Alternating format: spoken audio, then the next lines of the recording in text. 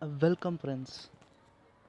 This is the answers explaining session for task 1 questions. Before explaining the task 1 questions, I will explain the answer for today's question. This is our today's question. What the question is actually is, for a Newtonian fluid, among these four options, which option is the correct we have to select. Before going into the answer for this question, I will explain you what is Newtonian fluid and which fluids are named as Newtonian fluid.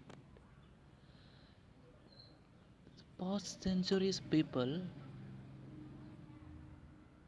especially the human beings, have founded and categorized the fluids into two types. One is Newtonian fluid and another is non-Newtonian fluid under some criteria. That criteria is what we are going to learn now. Okay, the from the fluid one has founded that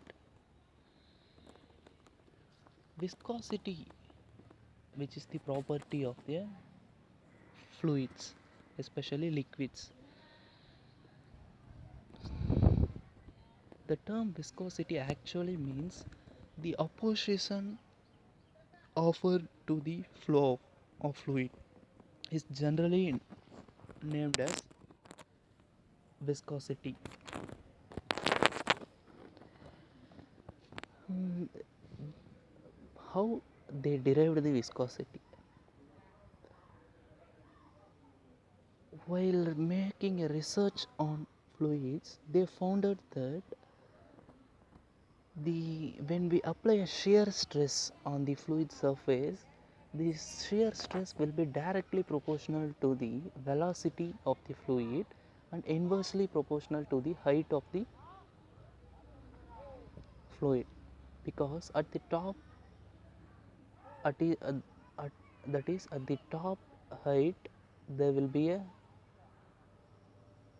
high velocity, and going on bottom velocity will be decreasing. That is, it's not actually indirectly inversely proportional.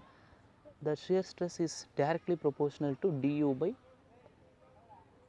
dx or dy, which means the height. Okay, if we remove the proportionality, we have to add the constant. There we are adding mu as a constant, which means the dynamic viscosity, which is exact viscosity. There is another type of viscosity too, which is known as kinematic viscosity, which is defined as the ratio of dynamic viscosity to the density of the fluid. That's it. The same thing was discovered by Newton, that if the fluids follow the Newton law of viscosity, then it is known as Newtonian fluid. If doesn't follows, then it is known as non-Newtonian fluids. That is what the Newton's law states, that is shear stress tau is equal to mu into du by dx. Okay, in another term, the shear stress is directly proportional to shear strain. Here the du by dy is termed as shear strain. That's that From this we can find the answer for this question as shear stress is directly proportional to shear strain. Option A is the correct answer for this question. Okay, now we are entering into task 1 questions. This is the first question, which is from general aptitude session. First of all, I will read the question. In a huge pile of apples and oranges, both ripe and unripe mixed together, 15 percentage are unripe, or of the unripe fruits 45 percentage are apples, of the ripe ones 66 percentage of or oranges. If the pile contain totally 5692000 fruits, how many of them are apples? We have to find the how many fruits are apples. Okay, This is one of the simple question which is from percentage topic. This I have solved. I will show you. Now look at the screen. Total pile contains 569,200 fruits, out of which we are going to find the unripe ones, which is said in question as 15 percentage of total fruits is unripe. That's it. That was we are multiplying 0.15 with the total fruits. I am getting 853800. In this 45 percentage are apple, so 0.45 into the given above 853800 we get 384210. Therefore 384210 apples are there in unripe condition. We have to find the total, hence we have to find ripened apples too.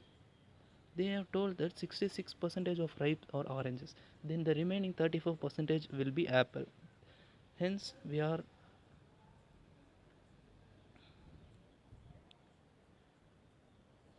okay, 66 percentage of ripened or oranges. Before that we have to find how many apples are ripe, how many fruits are ripened.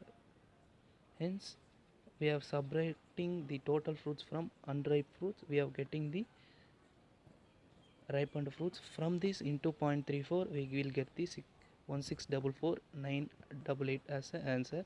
If we adding both these, we will get answer as 2029198. Therefore this answer is present in option A. Therefore the answer for this question is option A.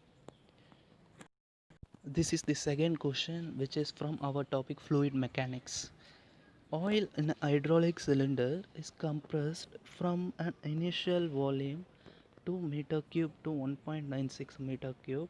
If the pressure of the oil in the cylinder changes from 40 megapascal to 80 megapascal during compression, the bulk modulus of elasticity of oil is dash. We have to find the bulk modulus. Okay, you while reading question just visualize, then it will be more interesting. Okay, I had derived this answer. I will show you. Okay, now you can see, look at the screen, you can see the answer. Before this we have to, or we must know that what is bulk modulus. Okay, bulk modulus is the ratio of compressive stress to the volumetric strain, that is named as bulk modulus. Volumetric strain means change in volume to the original volume. This change in volume occurs due to this compressive stress. Therefore we know that change in volume and original volume. From this I am getting as 0.02. In compressive stress, here we are giving a pressure as a stress. Therefore initially it was 40, then it was becoming as 80. Therefore subtracting the total force up, total pressure applied is 40 megapascal. Then we know that bulk modulus formula, just divide it, we will get the answer as 2000 megapascal. That's it. Okay friends, subscribe my channel and click the bell icon to receive daily questions. Thank you.